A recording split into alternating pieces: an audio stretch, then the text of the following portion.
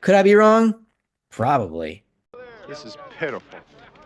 1,000 people freezing their butts off waiting to worship a rat. What a hype. Sound like they used to mean something in this town. They used to pull the hog out and they used to eat it. You're hypocrites, all of you.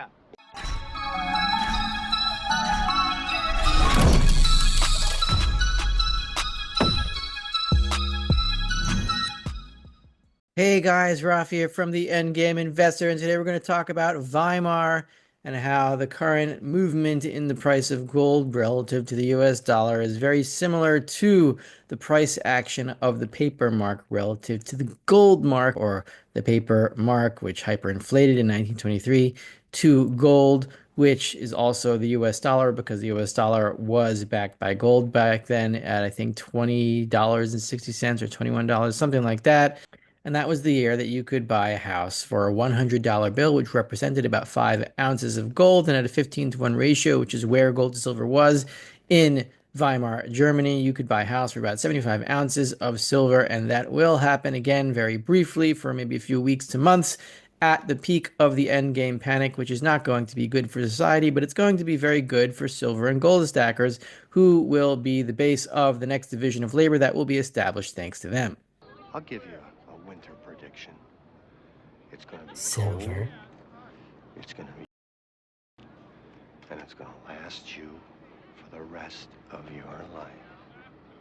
And we'll also talk briefly about the silver drain that's really happening at the LBMA in London. It's not really a gold drain, it's a silver drain. And you can see this very simply in the chart of gold and silver stocks at the LBMA. It is silver that has been draining very fast since December. We don't have the data for February, but I'll put that out on Friday when it comes out in next week's Silver Report. This video is brought to you by my Substack, as always, where I discuss in the latest post the silver drain that's happening at the LBMA. About 20% of the float was drained out. Gold is not really being drained. The gold is actually coming from Switzerland, using London as an exchange. So why is there a backup in gold deliveries? I'll check my Substack for that. And if you want to support this channel, which you should want to do, you can buy your gold and silver at Miles Franklin at the link in the description below and mention the Endgame Investor. Or you can store your gold with Monetary Metals. They now pay 4% in gold on gold stored there through leases, and they pay it immediately upon deposit now. Click the link in the description below if you're interested in earning gold in interest in gold ounces on your gold. And you can always buy a Dirty Man safe for home storage at the link in the description below and use the code ENDGAME10 at checkout for 10% off.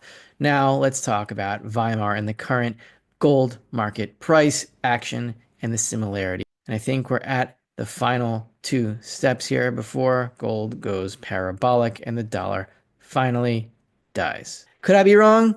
Probably. This was sent to me by one of my subscribers at Endgame Investor on Substack by the name of Tim. He showed me a pattern that he noticed, and this is more for fun. This is not scientific. It's this thing like El Nino, this airflow that comes from Hawaii and Canada, and it gets the dirt, mixes it in with the weed in a very special way. It's actually very scientific. I won't go into it right now. Chart analysis and chartistry and chart patterns are more of an art than a science, but I thought it was compelling enough to share with you, so I'm going to do that here. We have on the left, I think this is from Inflation in Germany or something, or one of those books, and the screenshot I think you can find on Gold Charts or Us. I don't know exactly where he got this screenshot, but I've seen it before. So he marked it in a wave pattern here, 1, 2, 3, 4. I'm going to get more specific in a second, but you can see here, the German mark in gold terms started to hyperinflate around 1918, 1919, paused. You have step one, step two, step three, a little bit wavy here, step four, and then finally the parabolic move.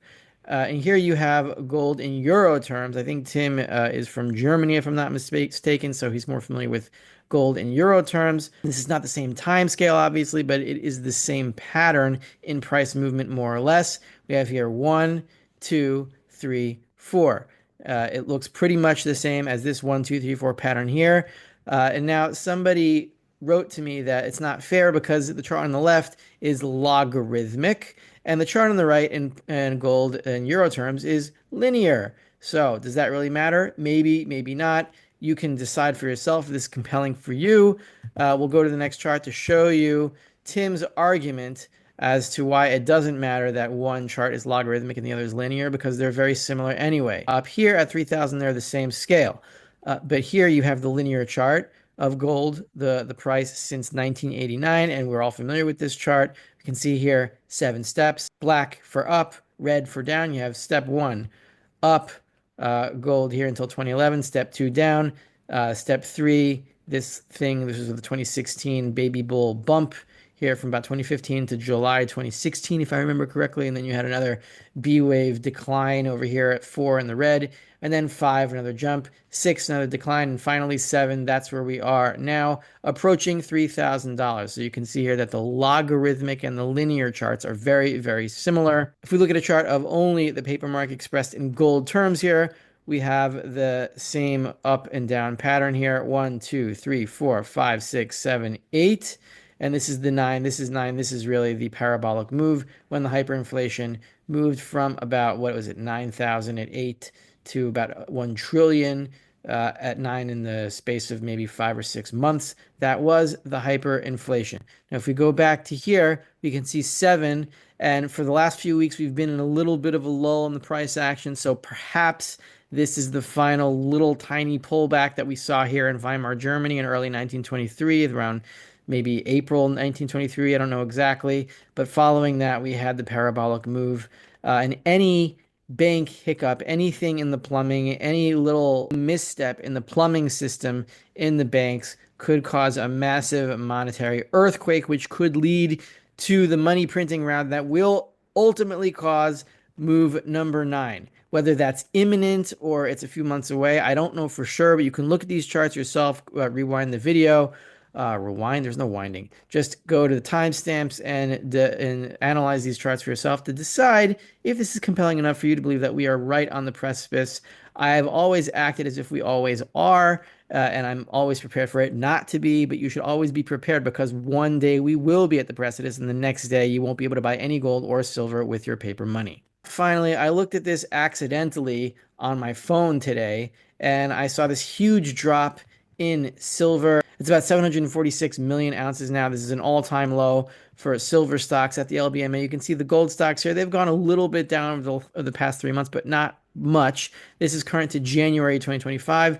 The February numbers will be out on Friday, and I will report them here in that week's silver report, in this week's silver report. But we'll get to that on Friday. You can see here that despite what the mainstream financial media is reporting, and a lot of it is being copied and reported on by our type of media. And not saying that it's a lie, gold is being drained from LBMA, and there are backup times in physical deliveries, but the real story appears to be in silver. This candle subtracted by this candle is the biggest monthly silver drain ever. It's about 70 million ounces of silver.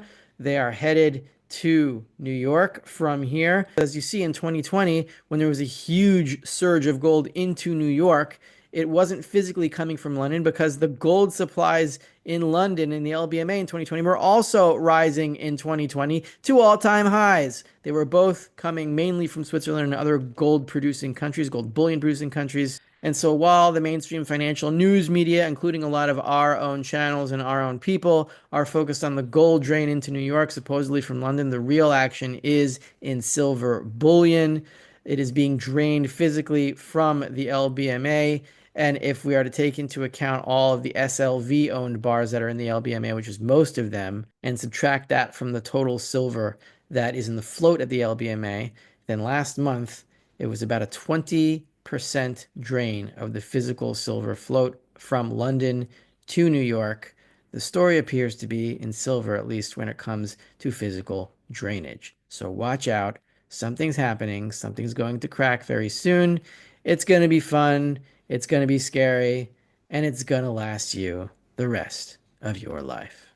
And it's gonna last you for the rest of your life. This is Rafi of the Endgame Investor. Check out all the links in the description below to support me and support the Endgame Investor. And thanks, Tim, for your Hawkeye and realizing the pattern similarities between Weimar gold and the Weimar paper mark and the current price action in the gold market. Well, we mustn't keep our public waiting, huh? It's showtime, Felix.